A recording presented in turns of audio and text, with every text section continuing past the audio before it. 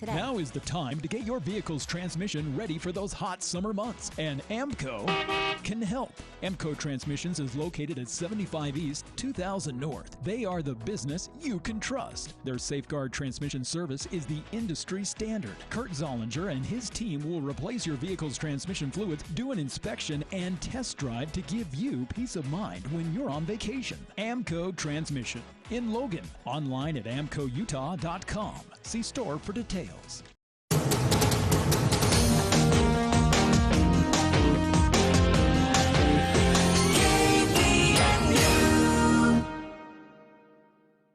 It's time for the Garden Guide with your host, Mark Anderson from Anderson Seed and Garden. New research suggests that people are more likely to eat vegetables if they have a tempting name. What would life be without homegrown tomatoes? Only two things that money can't buy, and that's true love and homegrown tomatoes. From gardening to landscaping. Today we are going to try and create garden eyebrows. Kind of like the flowers are sprouting directly from your hair.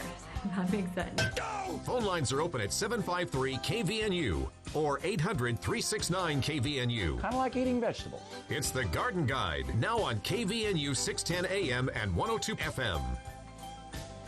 Good morning and welcome to the Garden Guide. This is Mark Anderson with Anderson Seed and Garden, and it is a beautiful Saturday morning outside, and it doesn't get any better than this to get outside and do some planting. I'm looking at the gorgeous green mountains on the east side of the valley right now with a little snow up there on the top. And from my vantage point, I can see these little snow patterns on the mountain that shape 277s. And when those 277s show up on the mountain, sometimes it's early May, sometimes it's the end of May. That is an indicator that it is time to plant everything. And then there's the bird on the Wellsville, right? The swan. Right. Yeah. That one's. I don't know what that means, though. There's some great folklore in the valley that a lot of our previous residents have discovered in observing nature that are really quite interesting, but also very, very accurate in good timing. I mean, they would observe nature and come up with these things that actually made a lot of sense. They weren't distracted by their devices and things like that, cell phones. No, their heads weren't at their feet all the time or looking towards their feet all the time. They were actually looking up and around. So last night I was out getting the rest of my cucumbers and let's see, what else did I get? I got my cucumbers and my cantaloupes planted, finished the last of my tomatoes, watered the peppers and the tomatoes that I planted earlier in the week, and started planting some beans and some corn as well, too. So my garden is just about planted. It's like all right. So close. Yeah. You're ready. How's yours coming, Bill? Well, just our potted plants are doing well. And, awesome. We're just keeping everything going. I know your garden's almost the size of mine, 8,000 square feet. Oh, of course, so. yeah. Maybe in our minds they are. It is really helpful when you have a tiller, So I had somebody in yesterday, and they're like, "How do you do that?" I was like, "Well, I kind of do most of it by myself, but I set my rows really wide so I can run the tiller up and down the rows, so I'll keep the weeds under control. And then my watering system is what really saves all the time, between the soaker hoses and the timers, and I'm able to do multiple rows all at once. And so like yesterday or day before yesterday, I was out working in the garden and wanted to water a couple rows, and so I just turned my soaker hose on a low trickle, and when it got dark outside, I just left them and let them water all night. Then in the morning when I got up and was getting ready to go to work, I went outside, turned those two off, put them on two others, same slow trickle, and just left and went to work. And then when I got home, all those rows were watered, and I stopped it, moved it to two more, and so I was able to water like half my garden in 24 hours with about 5 minutes of work invested into it. So good deal. So really, really not too bad. So great weekend to come down and see us at Anderson Seed and Garden. We've got all kinds of great plants in right now. We just received 2 shipments yesterday of shrubs and trees, got some gorgeous new plants in. And we also, yesterday and Thursday, received a whole bunch of flowers and vegetables for the greenhouse. So the greenhouses are stocked, loaded up with all kinds of plants if you're looking looking for plants. If you had a little frost damage this last week and you need to replace a few tomatoes or a few cucumbers, we've got all kinds of vegetable plants in stock right now. Lots and lots of flowers. And we just unloaded a truck of perennials yesterday. So the perennials look amazing as well, too. So lots of plants coming in. We still have our 4-inch geraniums on sale. They are on sale for basically half price, usually $4.99. They are on sale for half price. And our petunias, our wave petunias, which are also in 4-inch containers, those are half price right now, or close to. I think they're $2.75. They're regularly $4.99. So really great price on those as well. So some good deals on some flowers.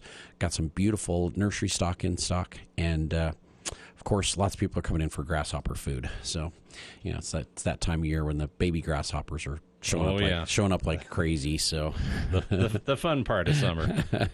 So we want to feed them with something other than your desirable plants to try and knock those guys down. So that's how it goes. But yesterday, one of my good friends, Jim Siemens, who grows pumpkins like no other. So he is the official pumpkin grower of Cache Valley, and he brought a couple plants of giant pumpkins in. So some of these are specially genetically crossed and hybridized pumpkins that will produce 1,000, 1,500, maybe even 2,000-pound pumpkins if you treat them right.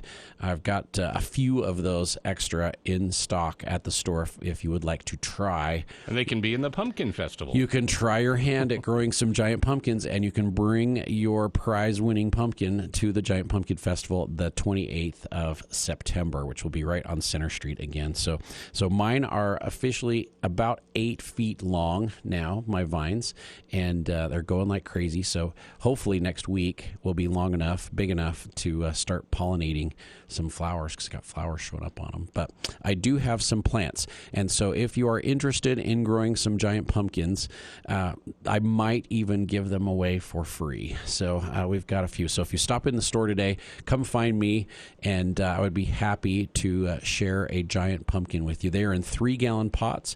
They're starting to run, so these are some bigger plants. You've got to have a dedicated at least 500 square feet for each plant, but more like 1,000 would be better per plant, because they will get big. They need their space. Yeah, they will get gigantic, and so you got to have some room for them. So make sure you got plenty of space. But I do have some giant pumpkins in stock if you would like to give those a try. So at Anderson Seed and Garden today, all kinds of fun things, and even some giant pumpkin vines as well too. So not too bad. But on the show today, if you would like to call in, our phone lines are open. If you want to call in with questions or comments, 753-5868, 753-KVNU, or 1-800-369-5868 if you are outside of Cache Valley. We'd love to have you call in with questions or comments. And I do have a special guest today. So our special guest today is Adam with Down to Earth Natural Fertilizers. Adam, thanks for being on the show this morning. I'm happy to be here. Thanks, Mark. I'm so glad you could join us this morning. And you're calling in from where? I'm calling from Eugene, Oregon. Oh, from Oregon. Very nice. How is the weather up in Eugene right now? It has been a really beautiful spring. Keep going. Are you there? Yep. Keep going. It's been a really beautiful spring. If you are an allergy sufferer like me, it's been pretty brutal. But we've had mostly sun interspersed with some little nice patches of rain, and I haven't noticed a frost for quite some time. Hey, that's nice. Our last frost was last week, so we had we had one sneak in. Yeah, we were thinking we were done, and we had a pretty good frost sneak in and hit most parts of the valley. So we were recovering from that, but otherwise pretty good. Our average last frost is around the 20th of May, so we've been kind of up and down, warm and nice, cold and wet, warm and nice, cold and wet. So that's normal for Cache Valley for us. So. But I heard you put in your cucumbers and corn and beans and pumpkins, and so I'm pretty impressed. Yep, our last frost was earlier, but man, it's a while before I recommend people getting them in around here, because we're in fungus land. Oh yes. We're starting to see high 70s, 80s next week, and so it's go time for the gardens here in Cache Valley. So. we've got one caller that called in. We can talk a little bit about Down to Earth first, and then we'll sneak out there, and then I've got some more questions for you. You okay with that? Sure. All right. That sounds great. How did Down to Earth get started? I mean, you do some unique fertilizers that are all natural. So how did Down to Earth get going? Well, Down to Earth was started in 1977 by a man named Jack Bates, and he still involved with the company, and he started a little wholesale business supplying import materials as well as supplying fertilizing materials to the local farmers in the area because it was hard to get those materials. Yes. In 1981, he started blending products himself. That's when our first product, our all-purpose 462, was originated. It was kicked around in the parking lot in a barrel. That's how it was first made. That sounds like us mixing grass seeds in the back room at the store. Yeah. It's truly grassroots, right? Exactly. And from there, we've really opened up into one of the leading suppliers of a variety of natural materials. We have a lot of versatile and various diverse ingredients that we can use and pull together. Focus a lot on Pacific Northwest marine ingredients. We are in the Pacific Northwest, so they're readily at hand, but we also bring in a lot of exotic materials too, and can create really nice plant group specific mixes, as well as we can supply one fertilizer to the person who wants to come in and get one thing for their whole garden, or we can really cater to the mad scientist who wants to tinker and squeeze every last percent. Absolutely. And we don't carry every single one of your products because you have so many different products, but we do carry a lot of your unique and different ones that we really struggle to find in other locations. So you've been a wonderful wonderful partner for us to pick up some of these unique and different things that we just can't find anywhere else. Excellent. Yeah, so it's been good. We're going to run out to the phone lines really quick, and I will come back, and I've got a couple good questions for you, Adam. So who is our first caller? We have Carson on the line. Good morning, Carson. Welcome to the Garden Guide. Good morning. Thank you. So I had a couple of questions. My first question is, how often should I be fertilizing squash, specifically the winter banana squash? Great question. Did you put down a slow release fertilizer to start off with in your garden and work it in, or something around the plant? Have you fertilized already, or are you thinking I just need to? Yeah, I did some of that 16, 16, 16, and then also the kangaroo. Yes. So I'm just wondering throughout the season how often and how much I should be adding more. Yeah, the kangaroots has a lot of beneficial microbes and microorganisms plus mycorrhiza in there, and it will really help with your plants getting established and the root system taken off and kind of give the plants a jump start. So I would water with that the first 2 or 3 waterings just to get your plants going. The 16, 16, 16 is just kind of a nice slow release, a general purpose fertilizer. Probably is going to last 6 to 8 weeks, and so you'll probably want to fertilize again partway through the season with a little something. And there's a lot of different options out there for you, but occasionally hitting it with the kangaroots, it will increase the root system amazingly well. So the kangaroots is great for building up the beneficial microbes and microorganisms in the soil to really get your plant healthy, and so it's able to pick up and utilize the nutrient that is there in your soil as well too. So okay, right. Great, thanks. Right. You are, and then my so welcome. next question is, I've got F-stop and then garden floss and then just a copper fungicide, and I'm wondering, is there which one do you go to, or is there one better than the other, or when and where you'd use one over the other? What disease are we trying to go after?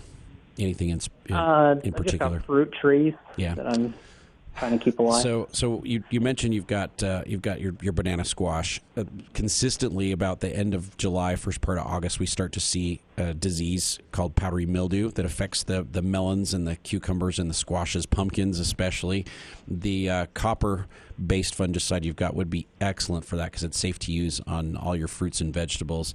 The F-stop is labeled for a lot of edibles as well too, and especially for fruit trees. And so the F-stop is great for a lot of diseases that we're seeing showing up on fruit trees right now. So it'll control bacterial bud blight on your stone fruits. It's good for mildews. It's really great for shot hole fungus, crinium blight, peach leaf curl. It would be excellent for any of those particular diseases as well. Okay. All right. That's everything. Thank you. Super. Hey, thanks so much for calling this morning, Carson. Have a great weekend. All right. Bill, who is up next? I know we got another caller on there. Yeah, we have Virginia calling in from Preston this morning. Good morning, Virginia. Welcome to the Garden Guide. Thank you. I appreciate your program. I love it. Oh, thank you. I have some beautiful Stella lilies, big bushy plants, and the stems for the blossoms have come up, but they're all full of blanks. What's wrong? That's a great question. And I heard you say lily, but I didn't catch the first type of... The Stella lilies. Okay. And so you've got flowers coming up, but no flowers on the stems. No. It looks like the outer things for the flowers are there, but there's nothing inside.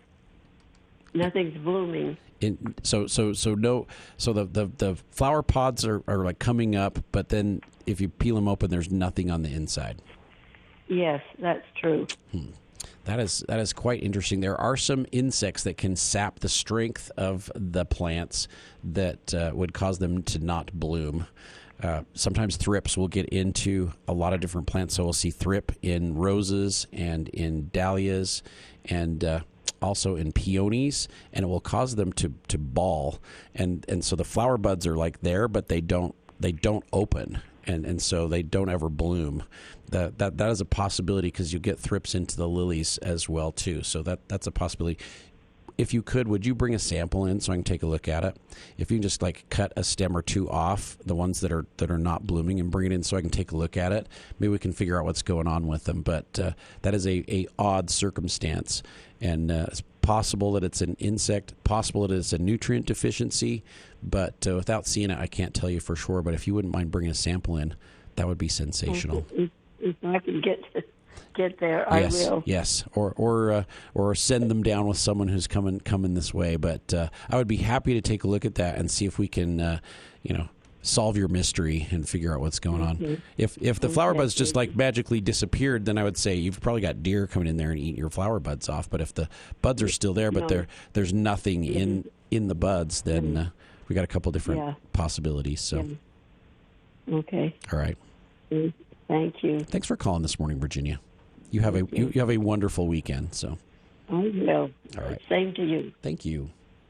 Bye-bye. Bye. All right. It looks like have we got another caller already? We have Boyd. I think he's calling in from Preston. Wonderful. Boyd, welcome to the Garden Guide. Thank you. I want to overseed my Brigham Young grass.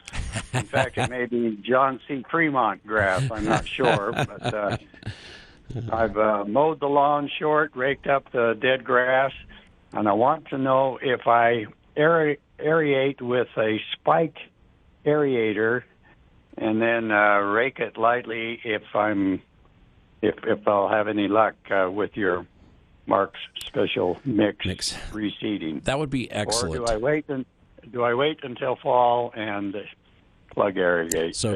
So we are moving into the prime time of year for grass seed to germinate. So as the soil warms up, even though it's hot air temperatures, your grass will germinate and come up very, very quickly. So I prefer to plant in July, August, September, early September before the soil starts to cool down because your grass comes up so quickly. So I've planted on the 10th of July before when it's 95, almost 100 degrees out there, and I've had grass up in 5 days. So it comes up really quickly. And so aerating beforehand would be sensational. I would mow it down as short as you can, scalp it, aerate it, and then if you need to repair some spots, bring a little bit of topsoil in and fix any low or high spots that you've got. You can kind of like re-groom your soil a little bit that way, and then go ahead and overseed, and you'll have a lot of seed that falls down into the holes where you've used that spike aerator, and then you have some that will germinate on the surface as well too, where you've brought that little bit of topsoil in, so you could completely rejuvenate your lawn that way. Would spreading a little compost on top of wonderful. aerated, planted grass help, or is that a waste of time? Nope, that would be sensational. We can condition your soil a little bit while we're at it as well, too. So it sounds great. And the Mark's Mix has a nice turf-type rye, turf-type fescue blend in there. It's going to handle full sun, full shade. It's really dark green. It's very disease and insect resistant, and very drought tolerant as well, too. So great option. Okay, I've already got it in the bag, just waiting to hear advice from Nick. So appreciate your counsel. Oh, thank you so much, Boyd. You have a wonderful weekend. Thanks for calling in. Thank you. Goodbye. All right. Okay, you hanging in there, Adam? I sure am. All right, wonderful. We've had lots of questions, and you're welcome to jump in. If you if you have a comment or a fertilizer that would work for some of our customers, that would be sensational as well too. I think we've got one more caller, and then I've got like 3 really awesome questions for you. So Jeff, hang in there. Oh, sorry. Yeah, no, you're good. We have Jeff calling in from Richmond. All right. Good morning, Jeff. Welcome to the Garden Guide.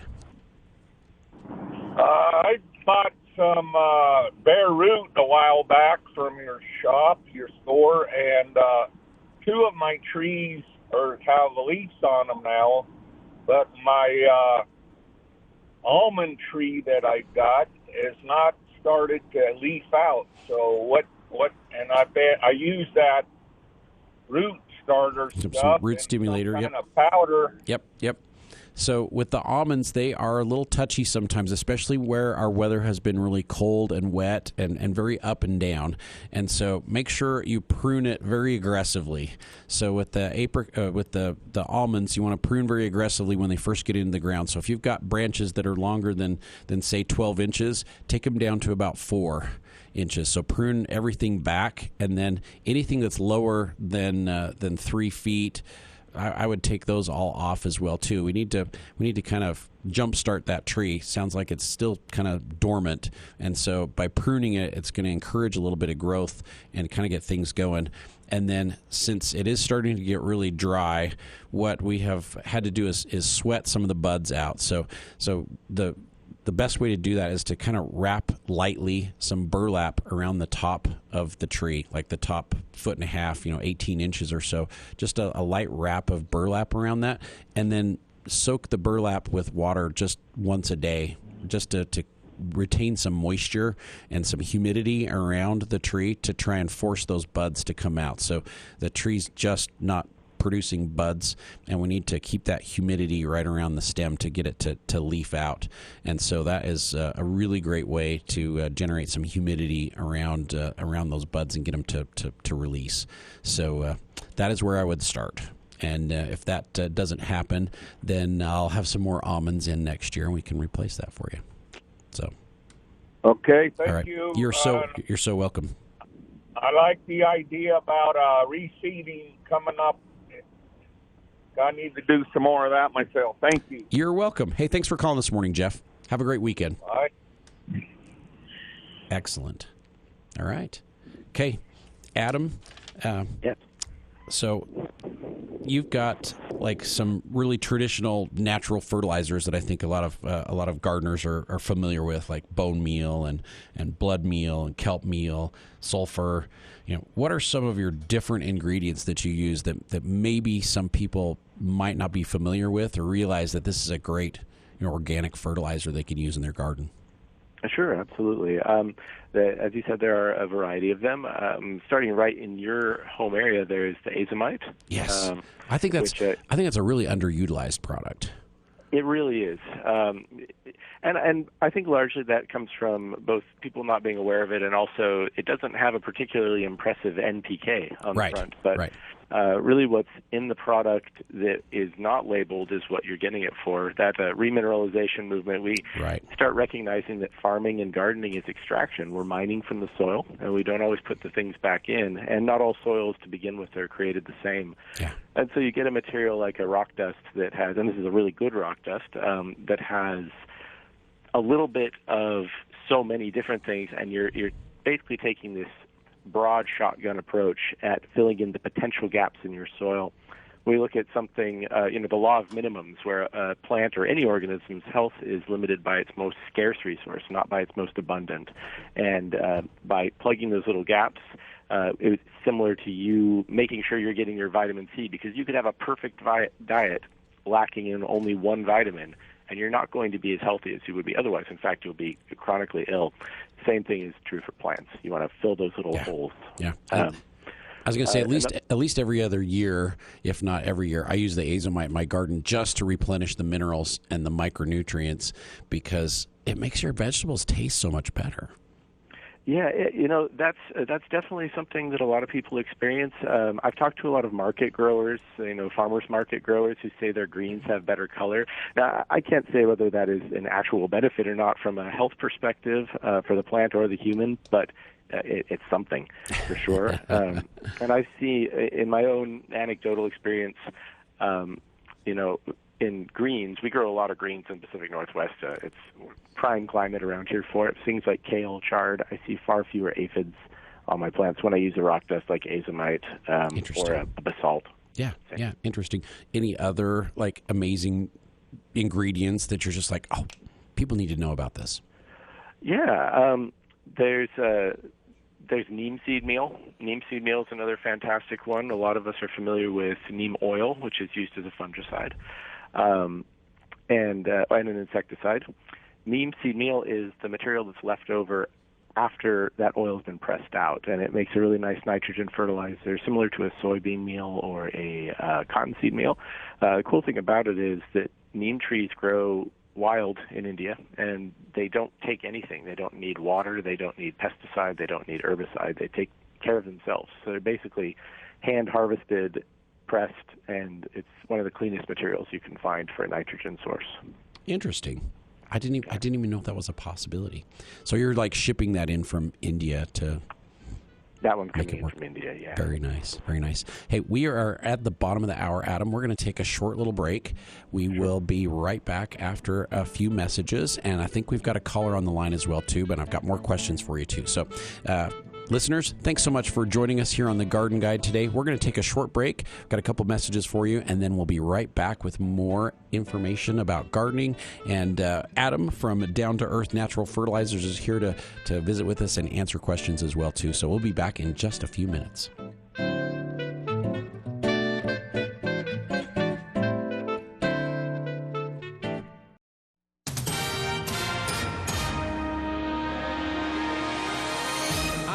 Walter, KBNU News. Hall of Fame broadcaster Al Lewis signed off for the final time Friday, May 31st on KBNU Radio after a 52-year career on the station. Lewis was joined on the broadcast by fellow KBNU veteran Paul Anderson, who used to work as an on-air announcer known as Paul Kane before transitioning into engineering. Myself, I was there as well. Also, Friday morning, Cache County Executive David Zook popped in to declare an official proclamation for Al. It highlighted some of his accomplishments over the years, including being inducted into the Utah Broadcasters Hall of Fame, calling over 1,000 Utah State Aggie games, hundreds of Logan High athletic events, serving as the public address announcer for demolition derbies over the years, and more. I furthermore proclaim today, May 31st, 2024, as Al Lewis Day throughout Cache County, and encourage all county residents to commemorate the day with expressions of gratitude and appreciation, and by tuning in to KVNU. You can hear and see the final broadcast. The stream is available on CacheValleyDaily.com. Country music star Alan Jackson has announced the continuation of his Last Call, One More for the Road tour, which sold out arenas across the U.S. in 2022. Among 10 new tour dates, Jackson will be making a stop at the Delta Center on Saturday, November 16th. Tickets go on sale next Friday, June 7th at 8 a.m. Slight chance of showers Saturday and again Monday. Other than that, partly cloudy each day around 80. You can always get more news at CacheValleyDaily.com. I'm Bill Walter, KBNU News. From ABC Sports, I'm Mark Remillard, and the 3-2 Western Conference lead goes to the Oilers. And Holloway and win the faceoff. Guided back to Broberg. He shoots and scores! Philip Broberg with his first career Stanley Cup playoff goal! 3-0 Edmonton! The call on 6:30 CHED. The Oilers taking a 3-1 win over top-seeded Dallas Stars in Game 5 of the NHL Western Conference Final.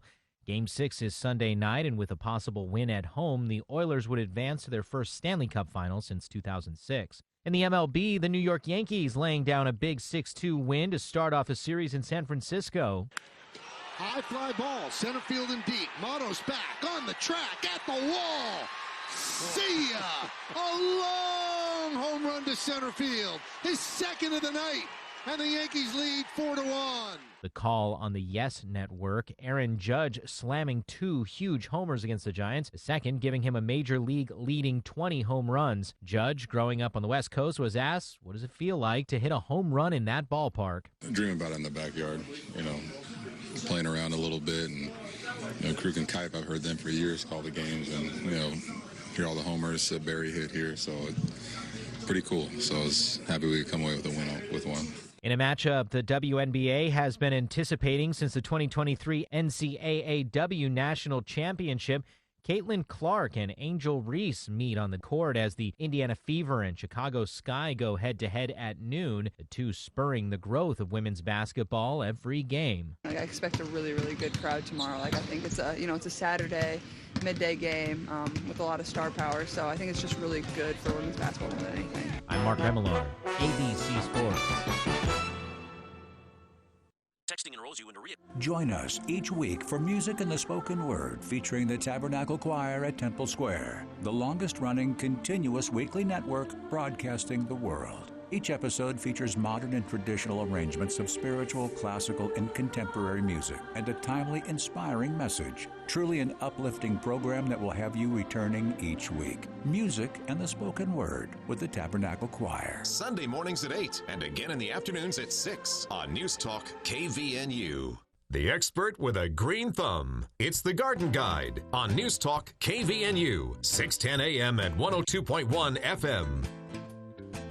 All right, we are back here at the Garden Guide, and it is time to get outside and plant everything. Here we are, the 1st of June already. It's crazy. May just flew by, and looks like we've got some nice warm weather coming, and we should be able to get all of our plants planted. Tomatoes, peppers, squashes, melons, cucumbers, beans, corn. All those tender plants can go outside and get growing. At Anderson Seed and Garden this weekend, we've got a nursery full of trees and shrubs. We just received some brand new herbs, some brand new flowers, and a whole bunch of vegetables, as well as perennial flowers, annual flowers, and our geraniums are on sale. They are $2 1/4 compared to regular price is $4.99, and our wave petunias right now are on sale as well too. They are $2.75 compared to a regular price of $5. So some really great deals on those, and of course we still have just about every kind of seed available that you might want to plant, and nice new selection of trees and shrubs that came in this week as well too. So we are stocked and ready to go. So if you're thinking about being outside, planting the garden this weekend, we have basically everything you need to keep you growing and successful out in your garden. So great time to come into Anderson's. And if you're interested in doing a giant pumpkin, I have probably 6 or 7 giant pumpkins in 3-gallon pots that Jim Siemens here from Benson brought in for us. And if you're interested, come find me at the store, and we'll make a deal. You got to have a lot of room to grow those, so plan ahead, plan accordingly. But if you want to grow a giant pumpkin in the 3, 5, 7, 800-pound range, maybe even over 1,000 pounds if you treat it right, these plants have the right genetics to produce some giant pumpkins. So, and we've got a caller on the line right now too. So, Joan? Yes, Joan. Is it Joan? Yes. Yeah. Good morning, Joan. Yes. Hi. I've got a really nice rose bush, and it has a lot of aphids on it this year. And so I got some ladybugs 3 or 4 days ago, and they were doing great. And all of a sudden, there's these little flies everywhere. You can't even get close to the plant. What can I do and not kill the ladybugs?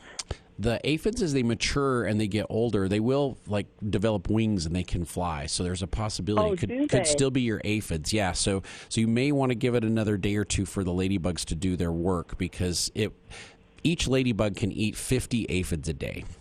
So if you've got 500 ladybugs out there, they can eat a lot of aphids in a short amount of time. So it will not happen overnight, but in most cases they will take care of aphids very, very effectively because of the volume of aphids that they consume. And so you might want to give them a little bit of time. Maybe check them on Monday and see how they're doing. But I think it might be your aphids that are creating your cloud of critters there. So didn't realize they could fly. They can fly. I had somebody bring a picture in yesterday, and they had black aphids, and I can't remember if it was on their apple tree or if it was on something else. But we zoomed in there, and it's like there were adolescent aphids on there and adult aphids, and then a bunch with wings as well too. And they said the same thing. They're like, "Oh, I didn't know the aphids had wings." So, yeah. Okay, right. I'll wait for it then. Wonderful. Thanks so much. You're welcome. Thanks for calling this morning, Joan. You have a wonderful weekend. Okay, thanks. All right. If you would like to call in, you've got questions or comments, you're welcome to join us here on the Garden Guide, 753 KVNU, 753-5868, or 1-800-369-5868, and our phone lines are open. So, Adam, did you survive the break? I did. I'm here. All right. Awesome. So lots of unique products, interesting ingredients that you've got, all natural products. What are some of your favorite products to use? That's a great question. I have access to so many. The favorite product that I have is our BioLive. It's basically an everything in the kitchen sink type of fertilizer. It's an all-purpose fertilizer packed with mycorrhizal fungi, like a nice broad suite of mycorrhizal fungi, as well as bacterial Saccharomyces inoculant as well. Largely marine-based, including shrimp and crab meals, which are really cool materials full of calcium and full of chitin. That makes sense coming from Eugene, Oregon, that you've got some of those great marine-based products, which we absolutely do not have here in Utah. On top of that, I think it's really a classic material, but kelp meal. Kelp meal is an amazing product. It really gives effect a lot bigger than its relatively small NPK. We use it for stress mitigation on plants going into hard environmental stress conditions. So going into the fall, winter, and going into the hot summer, it really helps. Potassium particularly helps control water movement through the plants, and that's really important when things get hot or cold. That's probably one of your top sellers too. I was going to say we carry the kelp meal, and we absolutely carry the BioLive. Those are probably some of my favorites that you've got as well too. Awesome. Bat guano. I mean, the bat guano is great for a manure. That's probably the best manure that's out there. It has a lot going on with it. It's potent for a natural dry fertilizer. It's quite potent. You can mix it into water for application. It doesn't dissolve, but it suspends really nicely. It's all from insectivorous bats, so it's got lots of little bug parts, which plants love. It stinks, but aside from that, it's a really nice material. There's a couple of products that we have that are compost, byproduct, waste products that are kind of stinky, and we usually tell people, hey, this is a really great product, but just remember it kind of smells like poop. So yeah, you want to know what you're getting into. Exactly. Oh, that's awesome. There's so many different products out there on the market. It's nice to know what people's go-to products are, because there are so many different choices out there. So I appreciate you sharing some of your favorites with us as well too. So absolutely. Yeah. Any others that jump to mind? New products maybe that you've introduced recently that maybe our listeners aren't familiar with? Actually, yes. We do have a new cactus and succulent mix.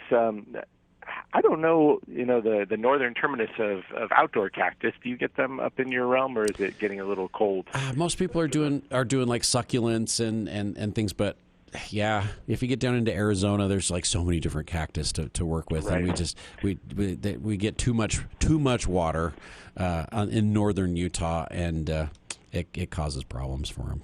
All right. Well, it works well for indoor, for basically all succulents, but also indoor cactus as well.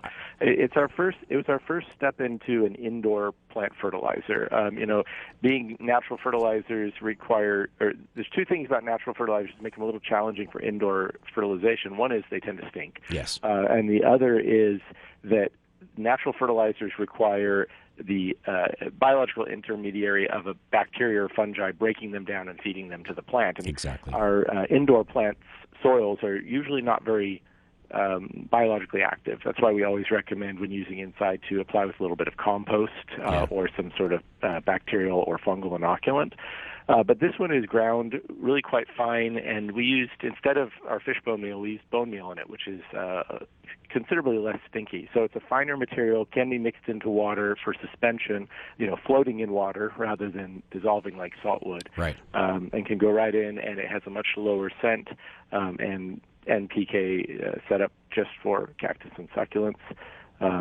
And we also brought in a new houseplant fertilizer. It's a pelletized fertilizer. It's an 831, minimal smell. It definitely has some. We recommend when people water organic fertilizers into indoor plants that if there's any extra liquid in the tray underneath the pot, that gets removed. Yes. Because that's where you end up getting odors and such. Yeah. We have always recommended to our customers not to use fish-based fertilizers in their houseplants because all of a sudden cat and dog are having a heyday in the It's good advice. in the houseplants. Yeah, you have feature, and outside it can be bears. In Oregon, I'm sure. Yeah, that could be a little creepy in attracting bears into your yard. Yeah, bears and raccoons can definitely be troublesome, but dogs are by far the much more common organic fertilizer pest. Yeah, makes a lot more sense. So it's interesting. You've mentioned a lot of these products that we actually do carry at Anderson's, but some of the new ones I haven't experimented with yet. So it's like I'll be interested to maybe try the cactus and succulent or the houseplant. Those are ones we have not brought in before in the past. So, but we do bring in your feather meal. I've got a lot of customers that love the feather meal, and so that's a really great nitrogen fertilizer as well too. Absolutely. So yeah. So we've got probably about 10 minutes left in the show. If you'd like to join us here on the Garden Guide, call in with your questions or comments. Phone lines are open 753-5868, 753-KVNU, or 1-800-369-5868. And want to make sure and get a reminder out there for all of our listeners.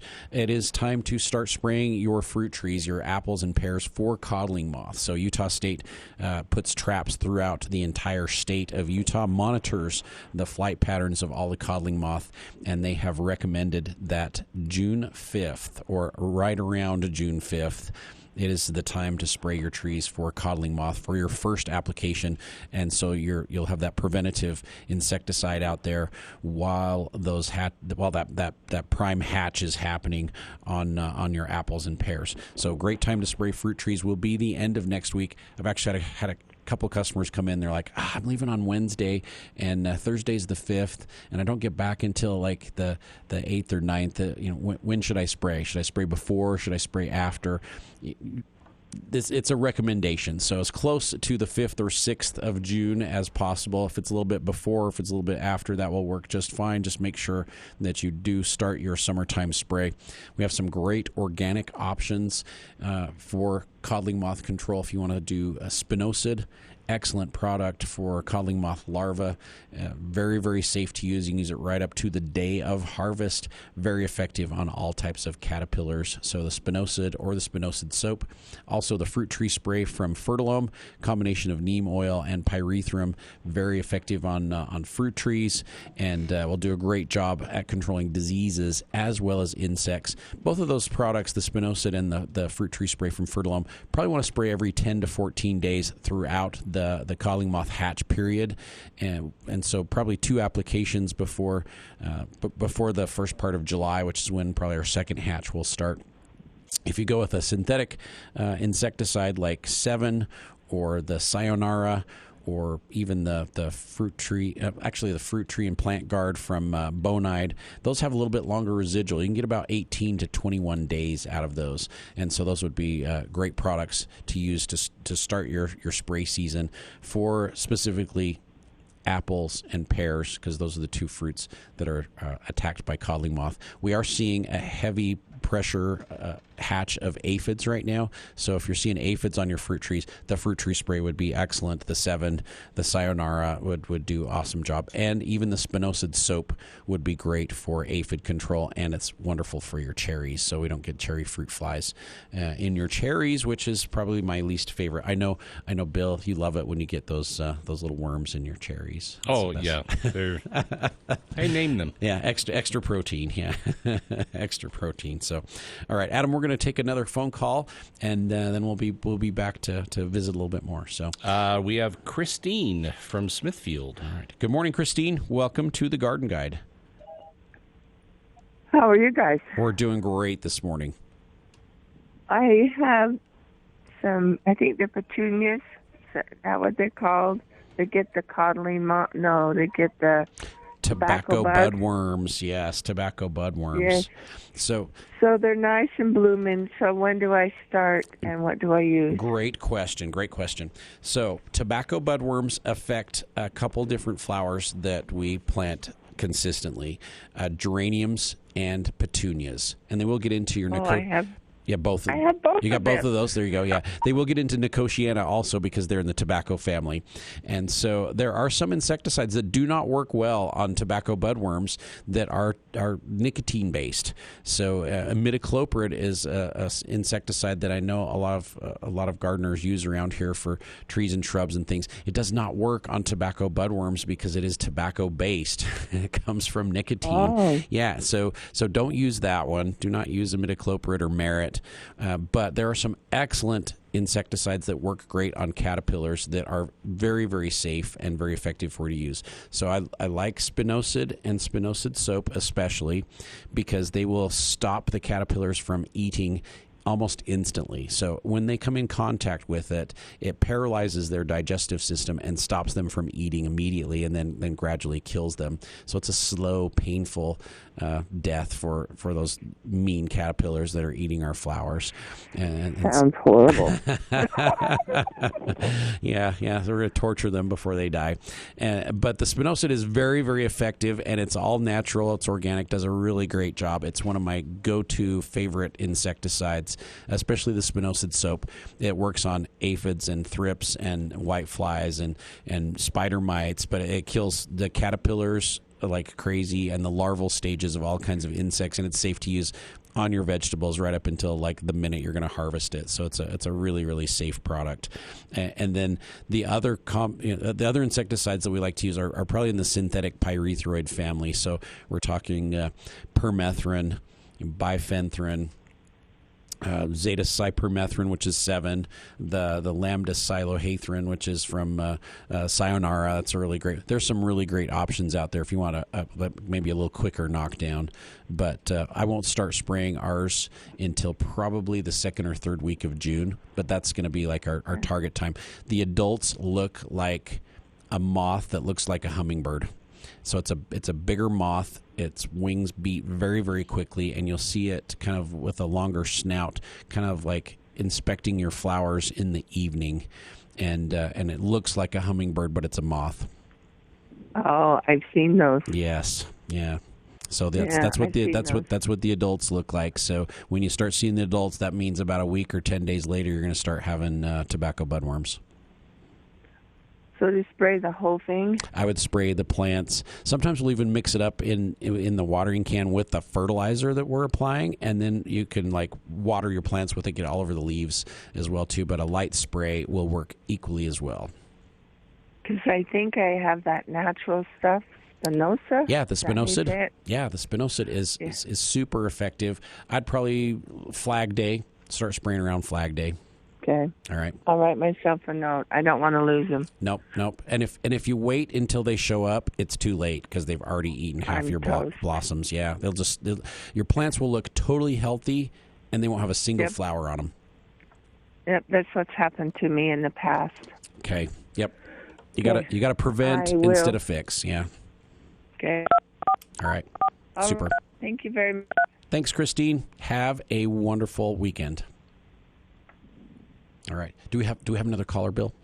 Yes, we have Craig on the line from River Heights. All right. Wonderful, Craig. Welcome to the Garden Guide. Thank you. So I'm calling. You guys have been talking about lots of different fertilizers and lots of different options, and it's almost overwhelming. It is. I agree. So I'm looking for the most economical, most all-purpose. Let's be your top three choices, please. Adam, do you want to take that? Yeah, I can certainly take that. So in terms of most economical, all-purpose type fertilizer, for us it would be our Vegetable Garden 444. This is a basic all-purpose fertilizer. It's not heavy in any particular nutrient, so it's not pushing anything in particular, but it is going to fulfill the plant, the fertilizer requirements of the majority of plants out there. Second to that, again, all of these do depend on what you're putting them on, but if we're really going for the all-purpose, second to that Vegetable Garden would be our all-purpose fertilizer. It comes in second in its own category. But our all-purpose 462, it's really skewed a little bit more towards fruit. So that'd be tomatoes and peppers, but it works well for everything. And then after that, I would move to our BioLive, which is what we mentioned earlier with all of the mycorrhizae in it as well. Yeah, the BioLive is awesome. What plants are you trying to fertilize, Craig? Because it's interesting how one fertilizer just won't cut it for like everything. You have to have multiple items in your arsenal because all plants like different food. Well, this is my garden, so I've got onions, garlic, tomatoes, peppers, cucumbers, squash, the whole mix. The gamut, right? Yeah, the gamut. So this is the example that I use when I'm teaching classes with people. It's like, okay, if you've got the 10-foot, 12-foot tall tomato plants that don't have any fruit on them, you're probably lacking, phosphorus or potassium that's going to encourage some fruit development, and maybe you're using too much nitrogen on them, and so you're getting these really big tall plants. However, corn, that's all it wants is like straight nitrogen, maybe a little bit of sulfur in there with it because it's a grass and so it just wants to grow like crazy. So you just need to go with a high nitrogen fertilizer for your corn. So you've got like all these vegetables in your garden that kind of have different preferences, maybe you don't like turkey, but you want to eat steak instead, and so the vegetables are kind of picky sometimes as well too.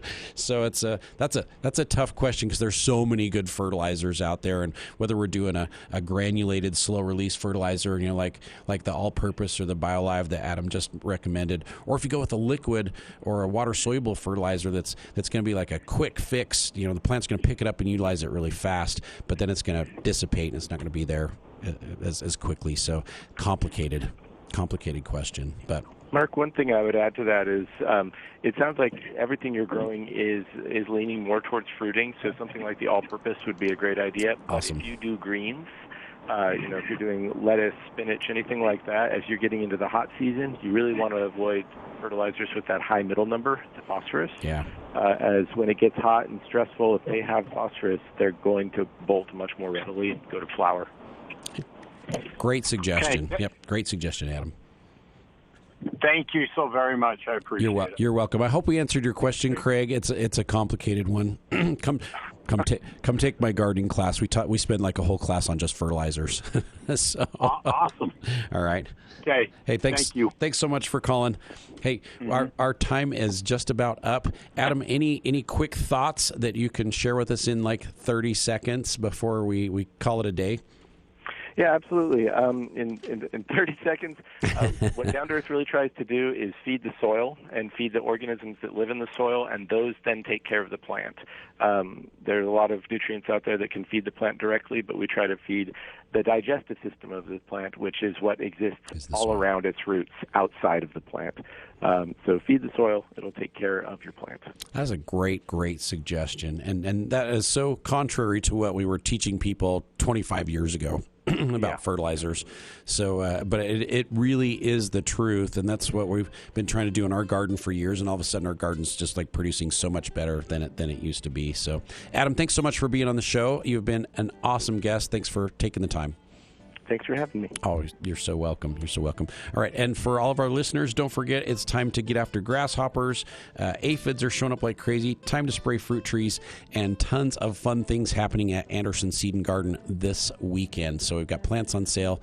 We've got new shipments of herbs, vegetables, flowers, trees, and shrubs that have all shown up this weekend just for you to come in and enjoy how amazing it is in the greenhouse right now. You walk inside and it smells like spring and it looks like spring, and there's flowers all over the place and vegetables starting to grow, and we've got everything you need here at Anderson's to help you be successful in your garden. We'll be back next week with another edition of The Garden Guide. Following the big stories, News Talk KVNU, Logan, proud to be locally owned and operated by the Cache Valley Media Group.